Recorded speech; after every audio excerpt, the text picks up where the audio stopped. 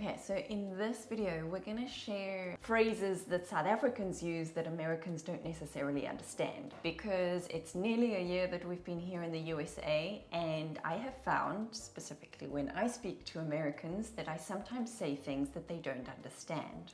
I'm sure I do it all the time, but you know. The other night this week, actually, we were out with some American friends, and the topic of these phrases, because I happened to use a phrase in the conversation, came up because they didn't know what I was talking about. And so I started making a list of the phrases that I use frequently, and then I put it out to a South African community group, South Africans who live in America, and oh my goodness, did they come back with a whole bunch of whoppers. We're going to do a different video about specific words. This video is specifically about phrases or idioms. And I don't know whether these phrases, if all of them are completely foreign to Americans, or perhaps these phrases are known to the British. If you know by the end of this video, then let us know in the comments down below. The phrase that I use often is chalk and cheese. Chalk and cheese. It just rolls off the tongue. Yes, and do you know what it means? Yeah. Big difference between two things. Yeah, comparison. Like big difference. And the Americans, I always get the stare blank and the sound of crickets whenever I use chalk and cheese. But it's a good one, chalk and cheese. It is. It's two good. very different things. Next one, full of beans. We did a lot of pet sitting when we first got here, and I frequently would mention that the cat or the dog we were looking after was full of beans and didn't understand why the person was staring at me oddly. It doesn't mean they're farting. It doesn't mean they're farting. They're just full of energy and they're running around. And I believe the phrase or the word they use here is that the animals got the zoomies. Okay. We call them full of beans. They're full of beans. Next one is landing with your bum in the butter. You can think about what that one is, you know. Imagine a huge tub of soft melted butter and you fell in it. It's nice, cushy and soft. And what it basically means is that you got a lucky break, or you had a very fortunate outcome. Landing in the situation that's very beneficial to you in a very nice way. Stuff works out for you. Yes, You were very lucky. privileged Absolutely. for that to happen, and you fell Absolutely. with your bum in the butter. Next one, shitting bricks. Shitting bricks. Imagine shitting bricks. You can deduce what it means. No, it doesn't mean that though. Shitting bricks means that you're scared. Okay, so we even disagree on that one. Yeah, you shit bricks. You cock bricks. Well, for me, that means that you're going through something that's very difficult to do. No, it means that you are scared of something. Okay, and then here's some that come from the community that I put the request out to. This is from Patricia McDonald Duplessis, and So that's for your McDonald, and then Duplessis. So you'll have to look up how you spell Duplessis. That's a common surname in southern Africa. She probably but gets called Mrs. Duplessis very often. But it's French. I mean, in the end, it's French. I suppose. Yeah. Anyway. So her phrase was, Bob's your uncle. You use that one a lot. We use that one a lot. Bob's your uncle and Fanny's your aunt. I think it's a British thing. Definitely. Yeah. So I don't know if the Americans know what that means, meaning... Bob's your uncle. There you go, it's all done. Oh, it's All sorted. It's Humpty Dory. Hunky dory. Yeah, that one. Humpty dory. Humpty Dory. Hunky dory. Hunky Dory. Yeah.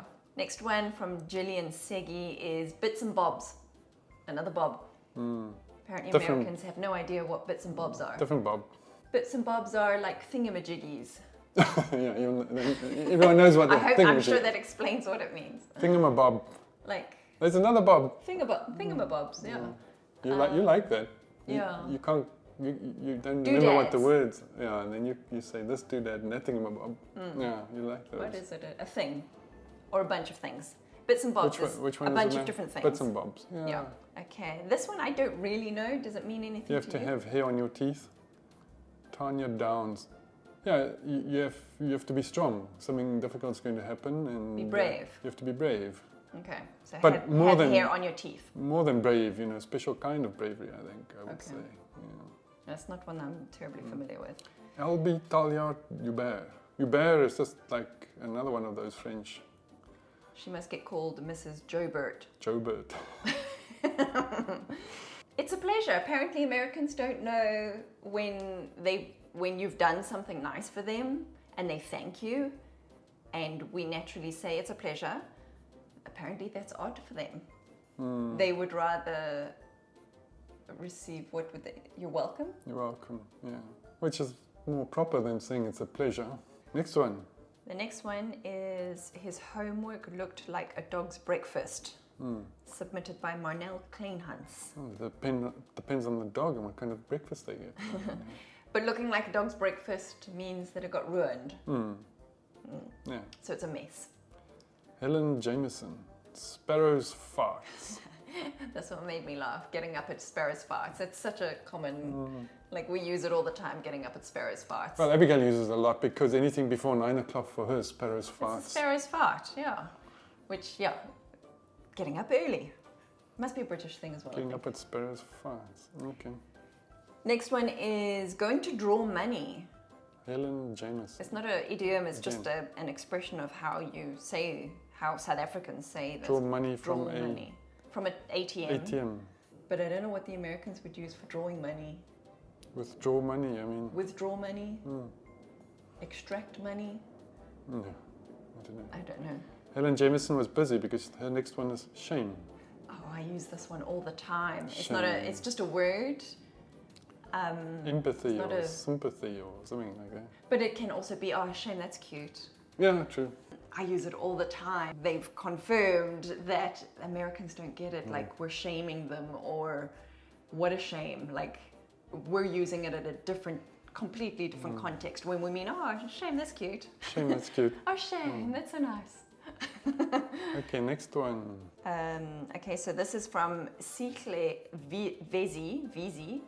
And I did ask her, how does her name get pronounced here? And she says Sheila. Some days it's Siley, sometimes it's silly. So, yeah, I hope I've said it right. She said, once a colleague didn't understand when I said I have to pull up my socks.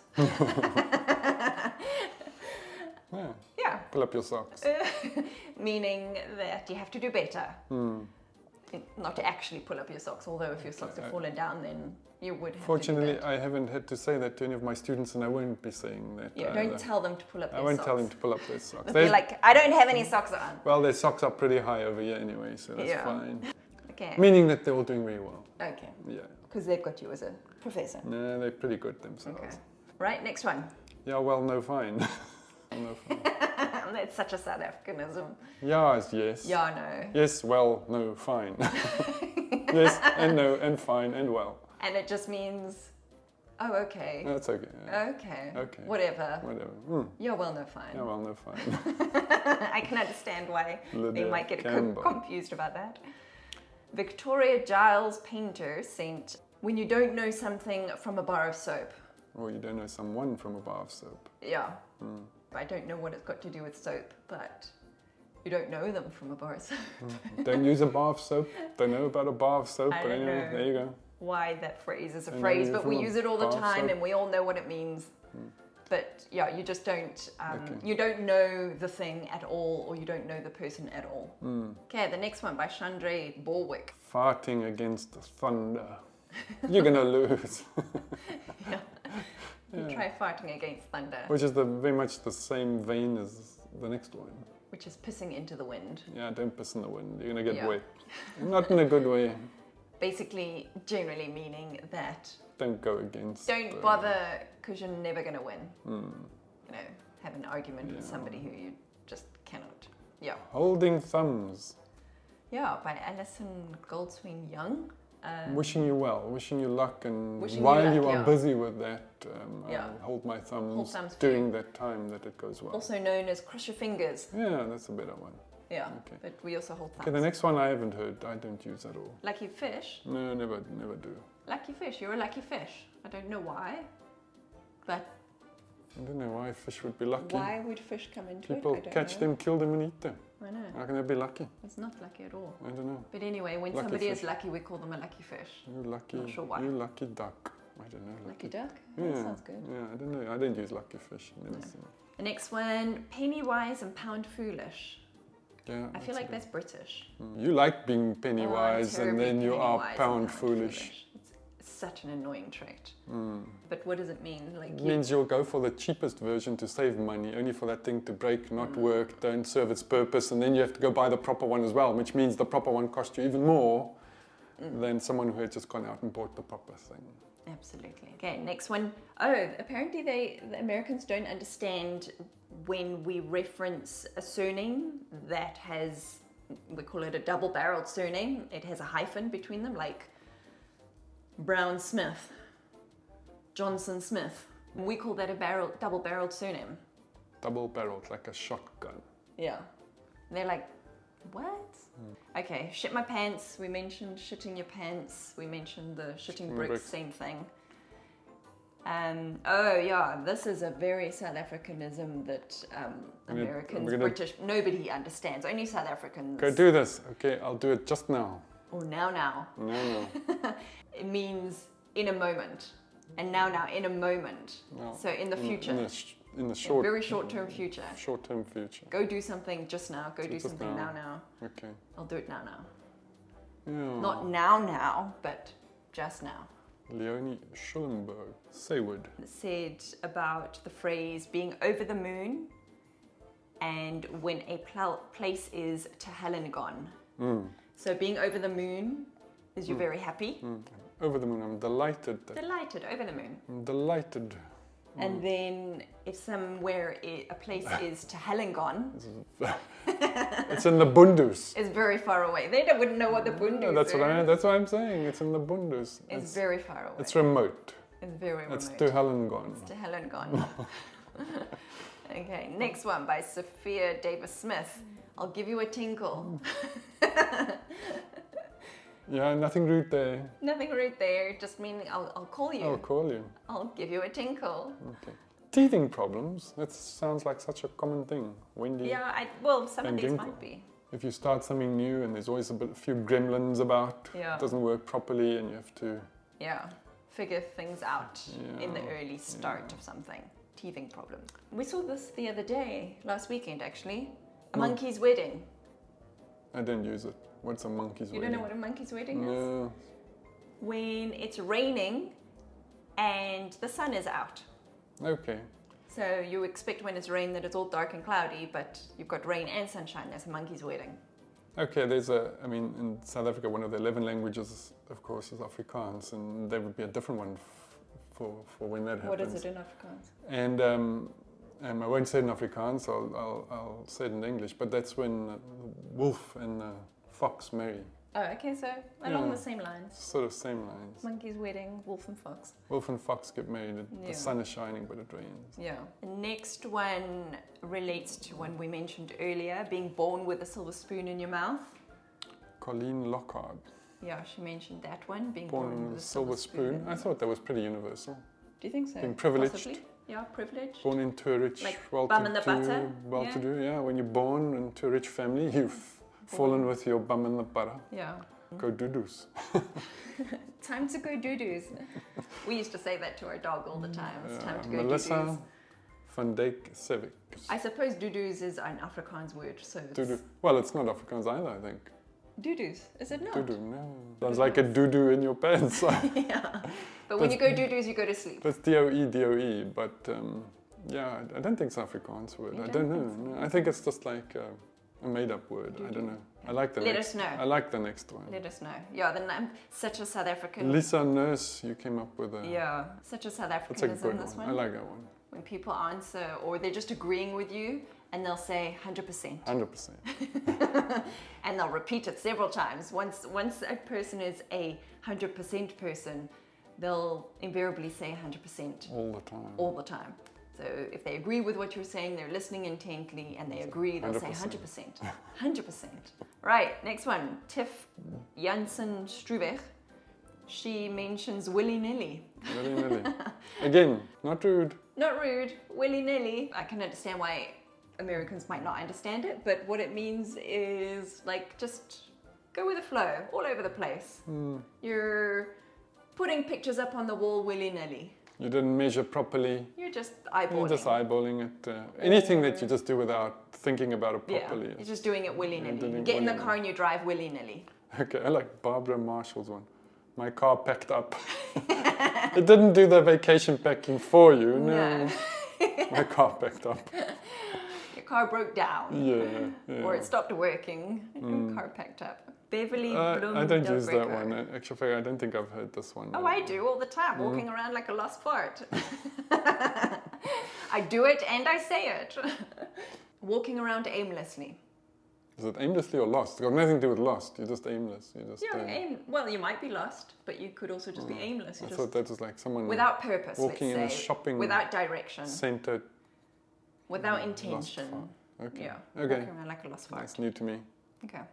Okay. Okay. Krista Muti. This is a long one. You go for it. She talked about getting a pot plant instead of a potted plant, and was cautioned because pot is illegal. Pot plant. We call it a pot plant, or the pots that we've got here, we call it a pot plant. It's not meaning we're not growing marijuana. Yes. It's just a plant in a pot. A potted plant. A pot plant. A pot plant. That's so funny. Justin Plum. I thought someone my battery was flat. And he said, "You mean your tire?" No, the battery is flat. When the battery's dead, we say it's flat. But I can understand why they would be confused, because only tires go flat. Batteries go flat. The battery is dead. Raining cats and dogs. That's when it rains a lot. Yeah. Mutton dressed as lamb. What is that? An old lady who dresses way younger than her years. There you go, I've learned something new. Oh, really? Okay. Don't know. And then thick as chalk. I've never heard of that one. No. But that was Beverly Morganson's. Is that like being friends? Or? Thick as chalk? I don't know. Oh, I don't know. I thought it was maybe... Maybe you're just stupid. Yeah, that's what came to mind for me. Okay, don't use it. Never or let us know in the comments what it means. This one from Gillian Baxter Bozonetto says she submitted a few. Wouldn't touch it with a barge pole. It wouldn't come any close to it, have anything to do with it, or a person or a situation. In close proximity to it. Getting along like a house on fire. Yeah. Doesn't make any sense whatsoever, but we South Africans understand. Two people who just met each other and they hit it off. Hit it off. She's a little potty, or I think I'm going potty. Is not what Americans think. It's also not what potty. We're saying. It is nothing to do with the toilet. It means going a little loopy, like a little bit crazy. A little bit crazy. Got a screw loose. Then Sue van Tonner. Van Tonder. As scarce as hen's teeth. I don't know that one. It's scarce. Well, I don't think. Well, obviously hens don't have teeth. I think they don't. If something is as scarce as hen's teeth, it's not something I use. That means it's rare. Rare, or non-existent even. You would rather use it if it actually exists, but it's just very scarce or rare. Yeah. Bev Atkinson, donkey's years. Yeah. Haven't seen you in donkey's years. Haven't seen you in donkey's years, meaning haven't seen you in a long time. It's been donkey's years since we were last in South Africa. Not really, just one. But yeah, you get the gist. Justine Rayner. Being between a rock and a hard place. I use that one. Being in a difficult sticky situation. In a difficult spot. Can't go either way. Rock and a hard place. Between a rock. I thought that was pretty universal. I don't know. Perhaps let us know in the comments. Is it universal or is it a South Africanism? Okay, this next one I didn't use. From Indrina Abrahamse. Talking the hind leg off a donkey. Talks the hind leg off of a donkey. If somebody is talking a hind leg off a donkey, they've got verbal diarrhea. They don't know when to shut up. And I like this last one. Don't throw your toys out the cot. The little brat. Well, you overreact to something. Yeah. Someone you having feel a tantrum. Someone's overreacting to something and they go off yapping about it. You say, don't throw your toys out the cot. Yeah. Calm down. Calm down. So there you go. There's our list of phrases that South Africans use that might be confusing to Americans or in fact any other people in the world who don't get it. But perhaps there's also some in here that are universal, like you said. Let us know in the comments down below.